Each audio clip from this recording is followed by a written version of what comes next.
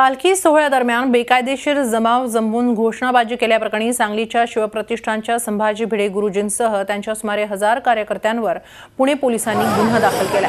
संत श्रेष्ठ ज्ञानेश्वर महाराज तसंच तुकाराम महाराजांचा पालखी सोहळा रविवारी पुण्यामध्ये दाखल झाला। यावेळी माऊलींची पालखी गुडलक चौकात आली असताना संभाजी भिडे गुरुजींचे तलवारधारी कार्यकर्ते पालखीमध्ये सामील झाले। मात्र वारकऱ्यांनी त्यावर आक्षेप घेत त्यांना बाहेर काढण्याची विनंती पोलिसांना केली।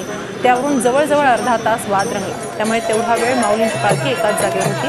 अखेर पोलिसांच्या मध्यस्थीनंतर भिडे गुरुजींचे कार्यकर्ते बाहेर पडले आणि पालखी मार्गस्थ झाली। त्या दरम्यान भिडे गुरुजींच्या कार्यकर्त्यांनी डेक्कनवरील संभाजी पुतळ्याजवळ एकत्र येत घोषणाबाजी केली। त्यावरून त्यांच्या विरोधात गुन्हा नोंदवण्यात आला आहे।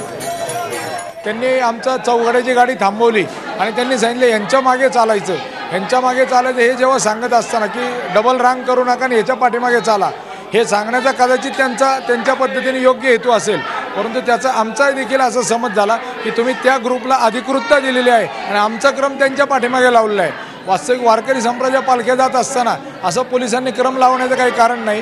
काल त्याविषयी ज्येष्ठ पोलीस अधिकारी आले होते, त्यांच्याशी चर्चा झाली। कुठली इतर संघटना या पालखी सोहळ्याच्या प्रक्रियेमध्ये मध्ये येणार नाही याची आम्ही दक्षता घेऊ।